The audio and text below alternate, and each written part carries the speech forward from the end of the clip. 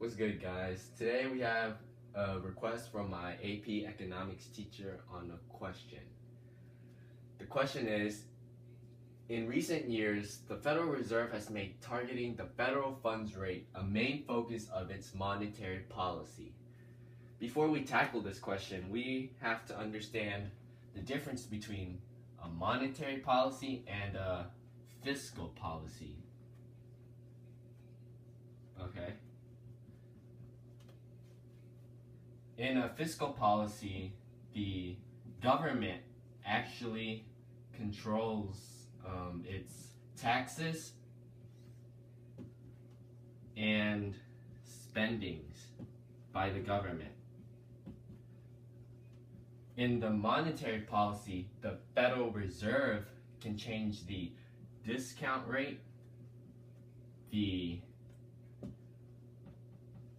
reserve requirement, and the buying or selling of bonds.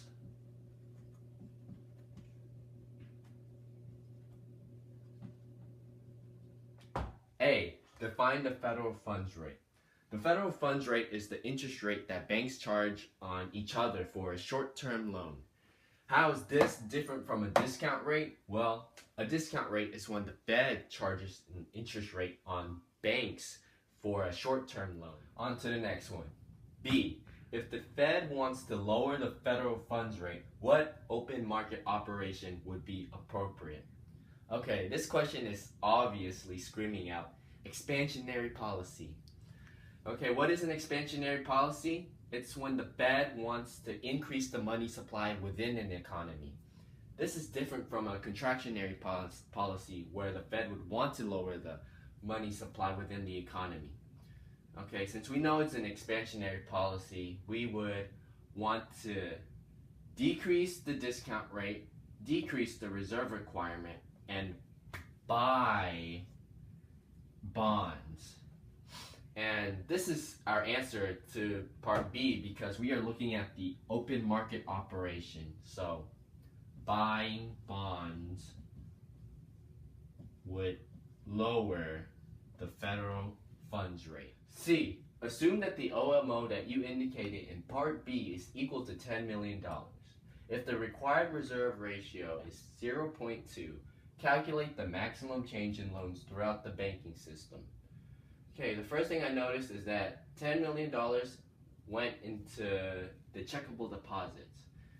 And so what we are trying to find right now first is the reserve requirement. To do that, we can use $10 million, which is the initial deposit, multiplied by the reserve ratio, which is 0.2. And this would give you $2 million in requirement reserves. To get excess reserve, we use the $10 million in initial deposit minus the required reserves, which would give us $8 million. From here, we use the $8 million to find the maximum change in loans throughout the banking system. To do that, first you use 8 multiplied by the monetary multiplier, which is 1 over the reserve ratio, which is 0.2.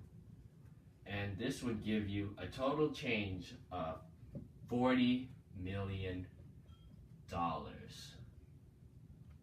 D. Indicate the effect of the OMO that you indicated in part B on the nominal interest rate.